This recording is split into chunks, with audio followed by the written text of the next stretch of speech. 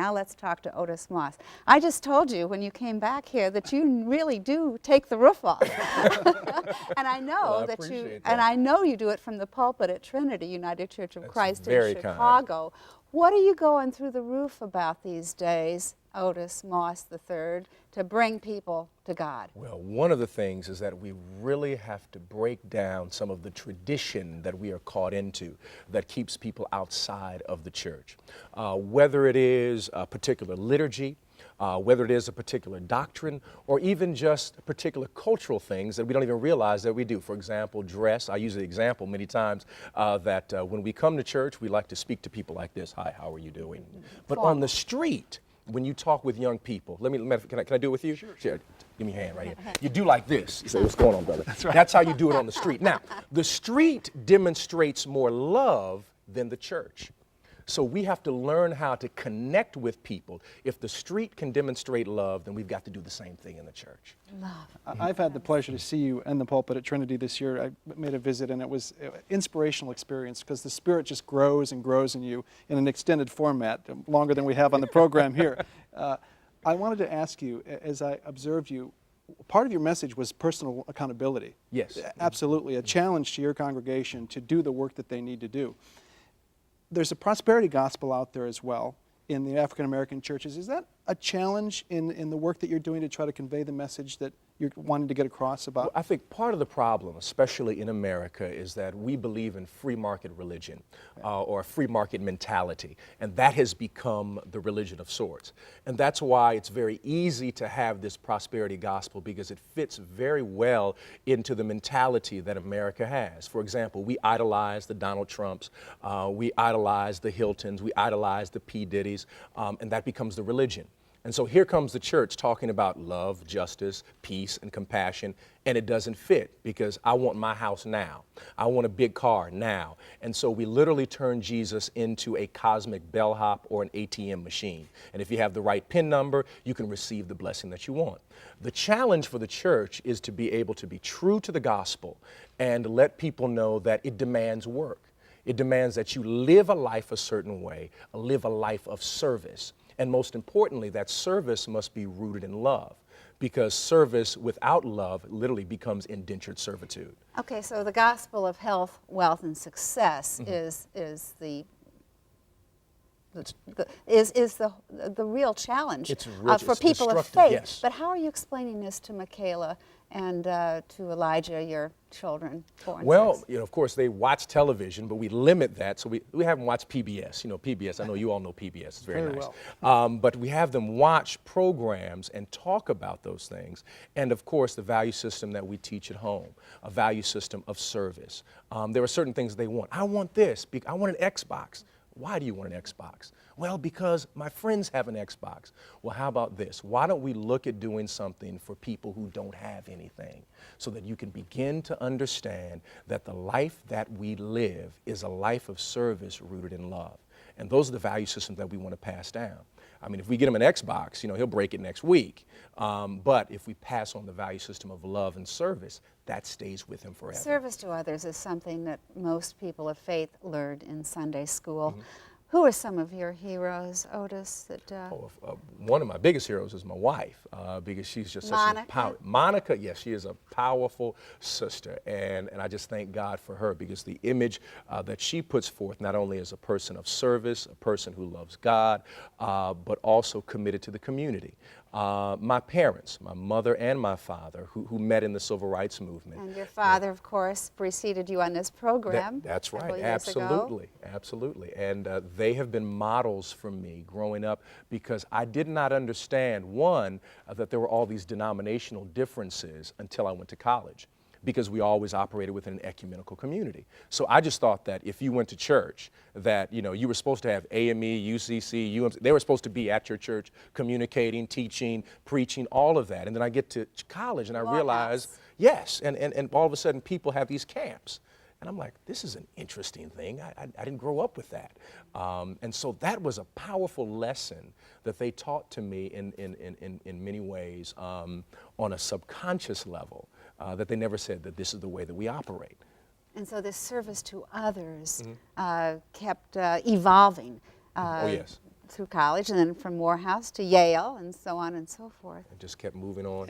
And that service requires a lot of energy from Yes. you, doesn't it? I want to ask you, how do you sustain yourself in all this, Otis? You're a man on the move. You're in a very, very active church with a lot going on. What are you doing to help contribute to your endurance to be able to make it through all of this? And nurturing my own spirit, one of the things that I do is I keep a journal. I'm very religious about keeping a journal, not just say, here are the day's events, but it's a prayer journal, a preaching journal, a reflective journal. I really borrowed the idea from Howard Thurman, who is one of my favorite writers and preachers. He was a teacher of Dr. King. And writing meditations, I write out the prayers that actually I pray at church. When people say that I want you to pray for me, they're in the journal, that I'm praying for so-and-so who's going into the hospital, but also reflecting on what is happening not only in my life, but in the world. What did you write yesterday? Yesterday, I specifically was praying for someone who's going into the hospital this Thursday, a sister by the name of Wanda, and so I've been lifting her up. And I wrote a prayer about how we are out of balance with God, and that when we are out of balance and not in harmony with God, it causes us to play the wrong chords, and God doesn't like the sound. Journaling is, how did you learn that? It was really through Howard Thurman, reading also. Yeah, keep. Howard Thurman, also reading, I love Alice Walker, and Alice Walker is big on Down a journaling. Lonesome Road. Oh, absolutely. Meridian, Color Purple, In Search of Our Mother's Gardens. I mean, Alice Walker is very powerful, and through her I'm led to Zora Neale Hurston, who has really become kind of a literary cultural mentor for me. I just think that Zora Neale Hurston is the end-all to be-all in many ways in terms of a writer. And so that became one way. And then, of course, I've been an athlete. I was an athlete in college. And so always making sure that I take care of myself and then time with my family. And, you know, making it very clear to the congregation how important and what a blessing Monica, Michaela, and Elijah are in my life. And they nurture me. You know, you say you were an athlete in college. You were an all-American track star. Let's be honest. And I guess you know, on that track field at Morehouse College, at the same time you were a Ford Foundation scholar and all the rest. What was it then about, you know, endurance, a term that we usually think of in terms of athletics. What was it about that experience that helped you figure out what it had to do with faith?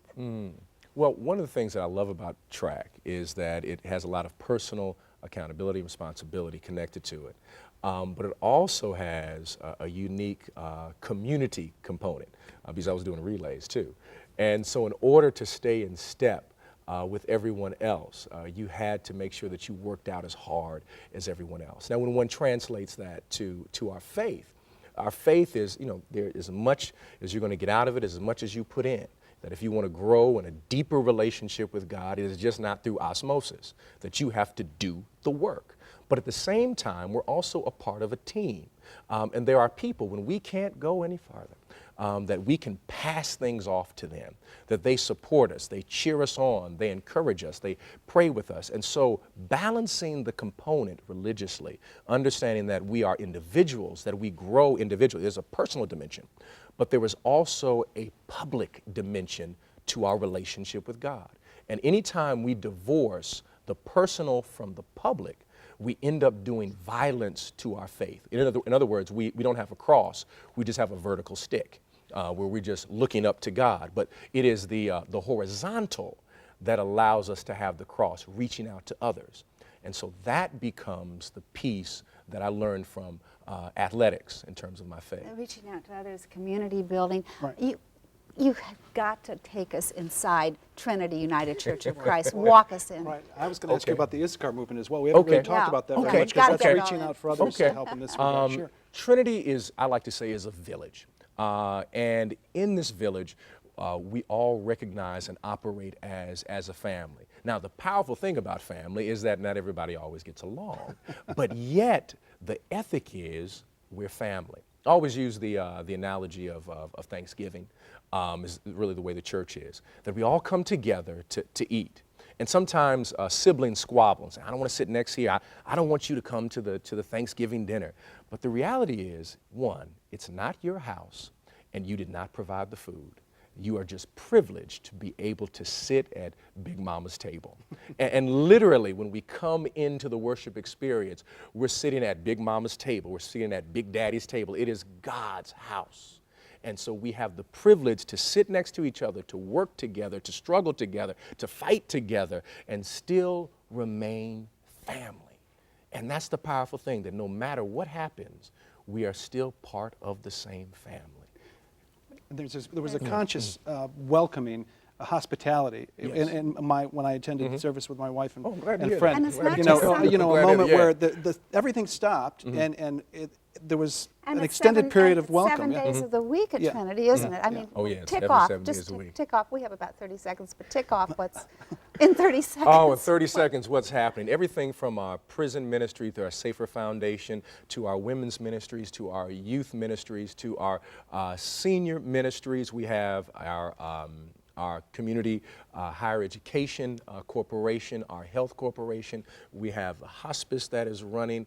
We also have a national magazine called The Trumpet that is circulating throughout the United States. There's so much that happens, but really the engine that drives it, and Dr. Wright was such an incredible visionary, really the heart is worship and our relationship with Christ. Otis, thanks so much for being with us today. Thank you. We appreciate it. It's always a delight.